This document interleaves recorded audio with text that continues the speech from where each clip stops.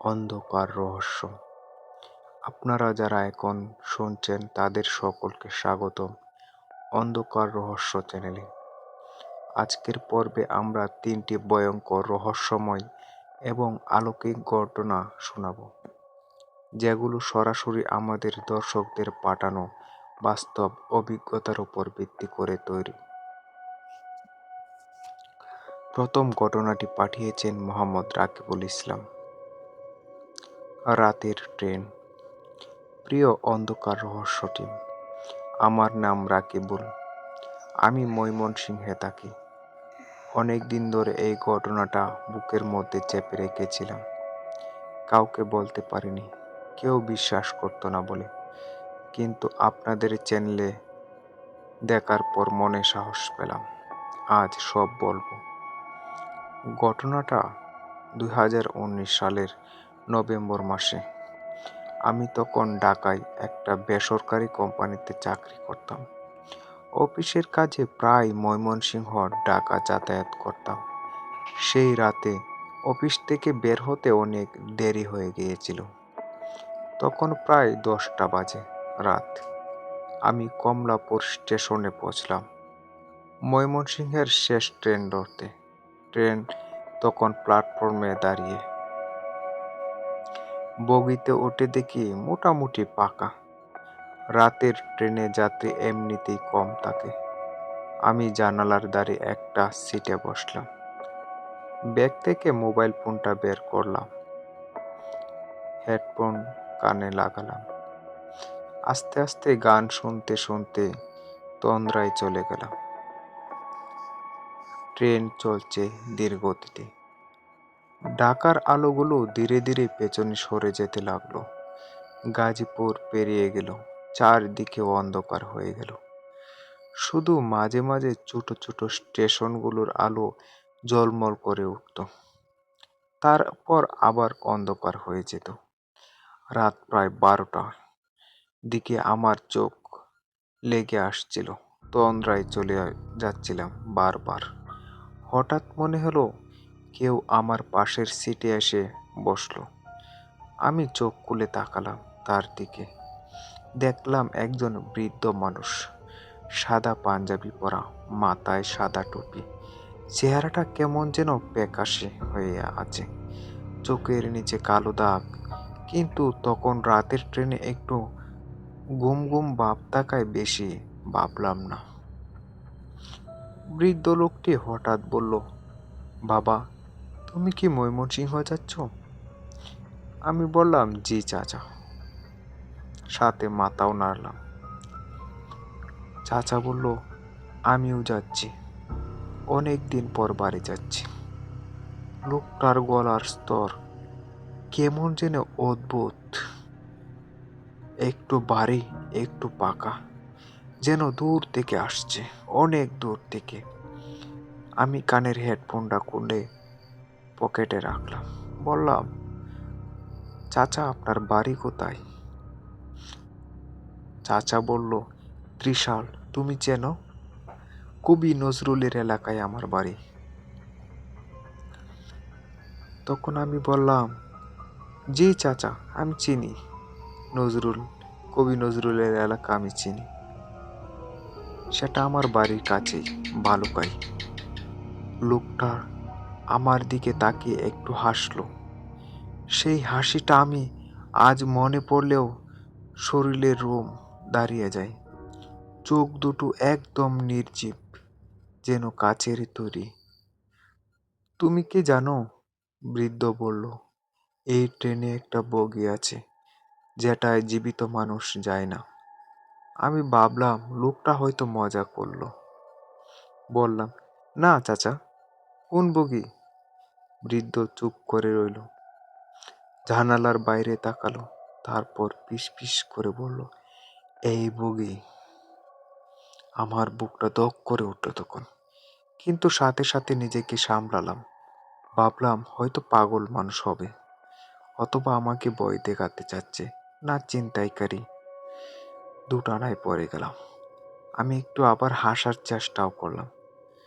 চাচা, আপনি কি ভয় দেখাচ্ছেন? জিজ্ঞেস করলাম।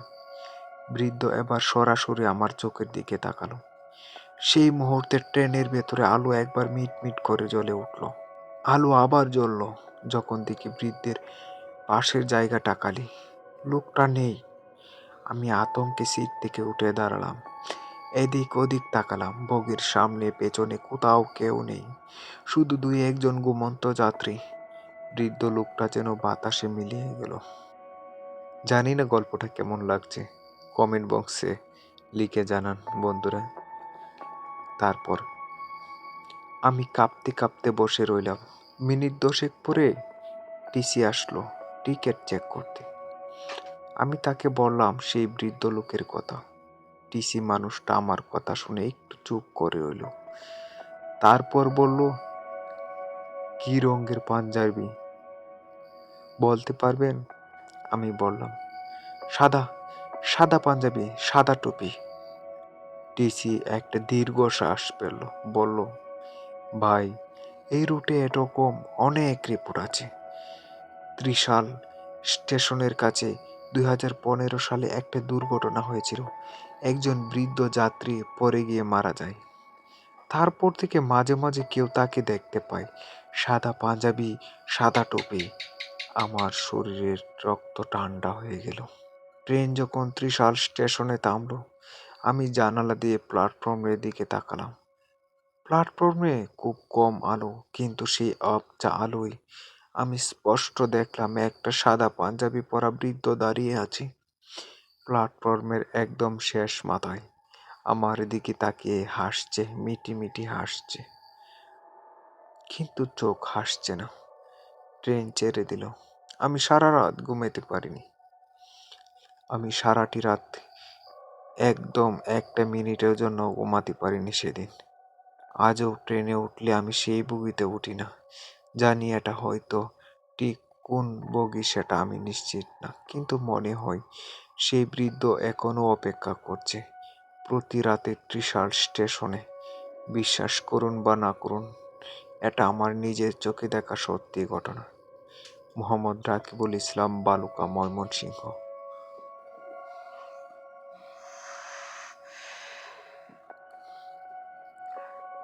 বন্ধুরা, অন্ধকার রহস্যর প্রথম ঘটনাটি শেষ করলাম। আপনি লাইক সাবস্ক্রাইব করেছেন তো? দ্বিতীয় গল্পটি পাঠিয়েছেন তানজিলা আক্তার মিম। তানজিলা আক্তার মিমের গল্পটি তার বাসার একটি আয়নাকে নিয়ে। নমস্কার অন্ধকার রহস্য টিম। আমার নাম তানজিলা। আমি চট্টগ্রামে থাকি, বাড়ি পটিয়ায়। আমার বয়স 23। এই ঘটনাটা আমার নিজের সাথে ঘটেছে, আমাদের পুরনো বাড়িতে। ঘটনাটা এতটা ভয়ঙ্কর ছিল যে আমরা শেষমেশ সেই বাড়ি ছেড়ে চলে আসতে বাধ্য হই। আমাদের পটিয়ার বাড়িটা বেশ পুরনো, প্রায় 60-70 বছরের পুরনো। দুতলা টিনের চালের বাড়ি। নিচতলায় দাদা দাদির জমানো ছিল পুরনো আসবাবপত্র, আর সেই সাথে ছিল একটা বিশাল আয়না। আয়নাটা একটা পুরনো কাঠের ফ্রেমে বাঁধানো, উচ্চতায় হবে প্রায় 6 ফুট। ফ্রেমের কাঠে খোদাই করা নানান রকম নকশা। দাদি বলতেন, আয়নাটা তার বিয়ের সময় থেকে আছে, শ্বশুর বাড়ির দেওয়া। সেটা আরো পুরনো। ছোটবেলায় আয়নাটাকে আমার ভালোই লাগতো। বড় হওয়ার পর থেকে মাঝে মাঝে একটা অদ্ভুত অনুভূতি হতো। রাতে যখন ঘরের আলো কম থাকতো, আয়নার দিকে তাকালে মনে হতো আয়নার ভেতর কেউ একজন তাকিয়ে আছে। ঘরে আমি একা, কিন্তু আয়নায় যেন অন্য কেউ। প্রথমে নিজেকেই বলতাম, এটা আলোর কারসাজি, মনের ভুল। কিন্তু ধীরে ধীরে বিষয়টা আরো স্পষ্ট হতে লাগলো। একদিন রাতে, বোধহয় রাত 2টার দিকে, আমার ঘুম ভেঙে গেল। ঘরে হালকা একটা আলো জ্বলছিল। আমি বিছানায় উঠে বসলাম, তখন আয়নার দিকে চোখ পড়ল। আয়নায় আমার নিজের ছবি দেখলাম। সে দাঁড়িয়ে আছে। এটা স্বাভাবিক? কিন্তু আমি যখন ডান হাত তুললাম, আয়নার ভেতরে আমার বাঁ হাত দেখলাম। সে বাহাত তুলল। প্রথমে ভাবলাম গুম গুম চোখে দেখছি হয়তো।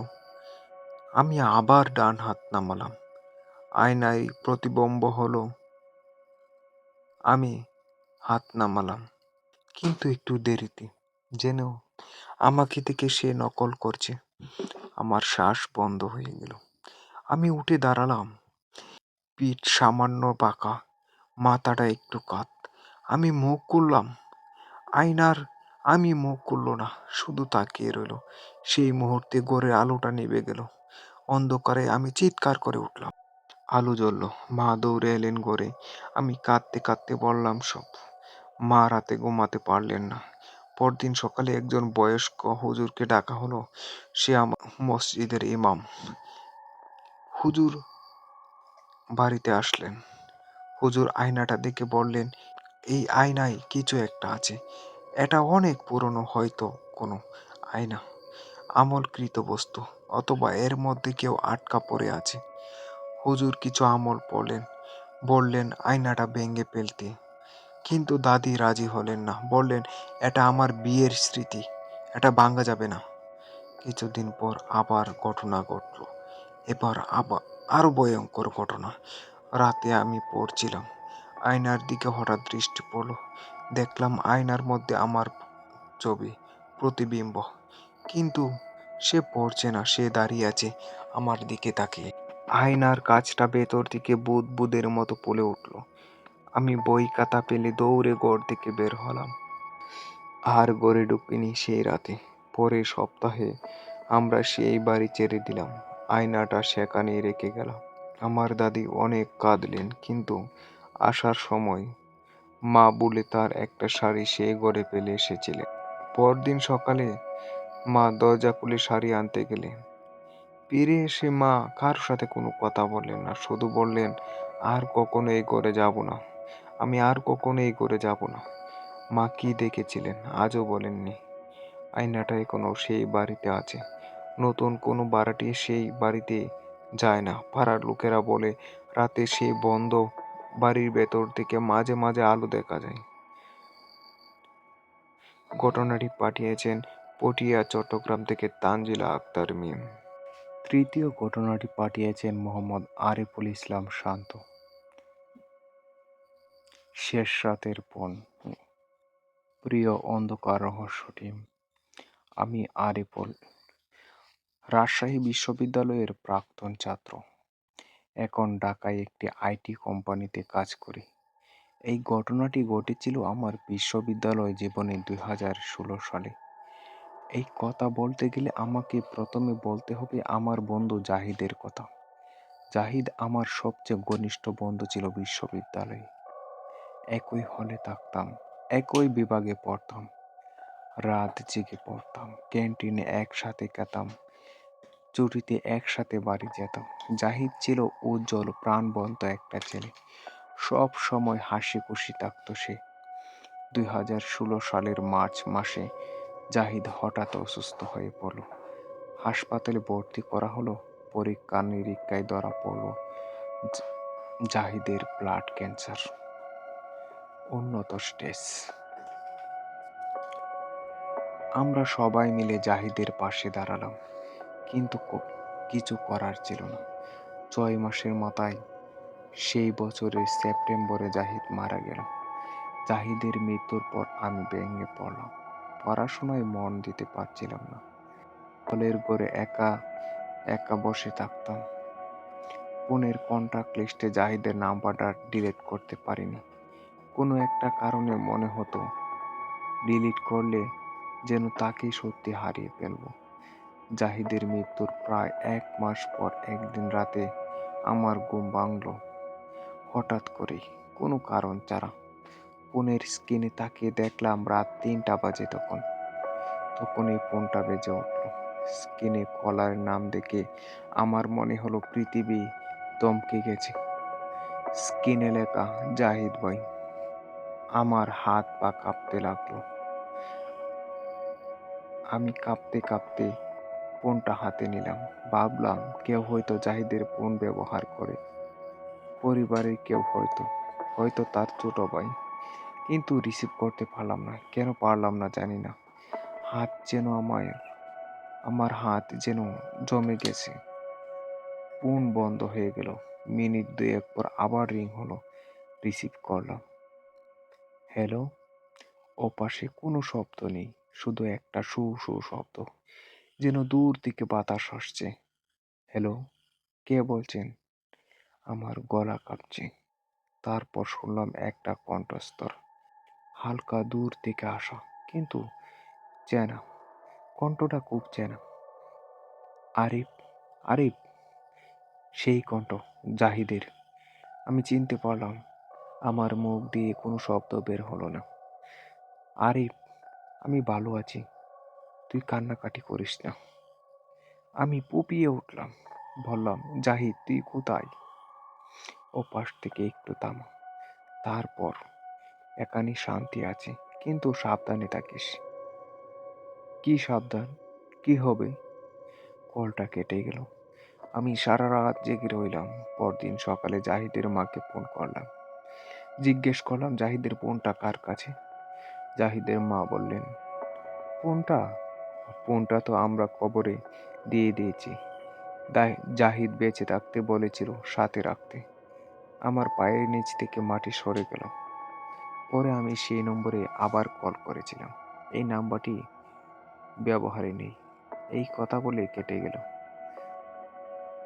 কিন্তু সেই রাতে নাম্বার সচল ছিল এবং সেই কণ্ঠ জাহিদের ছিল।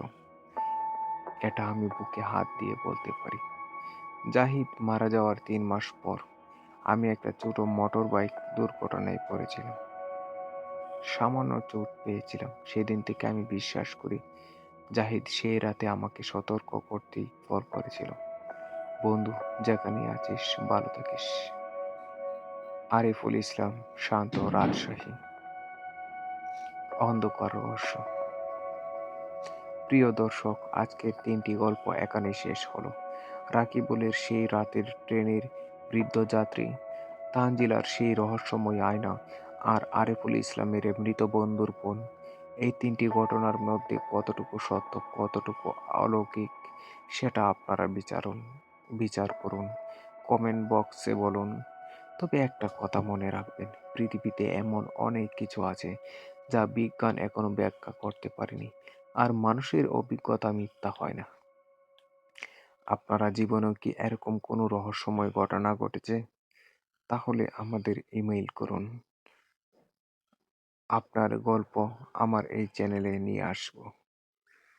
আমার ইমেইলের ঠিকানা কমেন্ট বক্সে পাবেন। ততক্ষণ সবাই ভালো থাকুন, সাবস্ক্রাইব এবং কমেন্ট করে সাথে থাকুন। আপনার মতামত আমাদের এগিয়ে যাওয়ার শক্তি। আল্লাহ হাফেজ।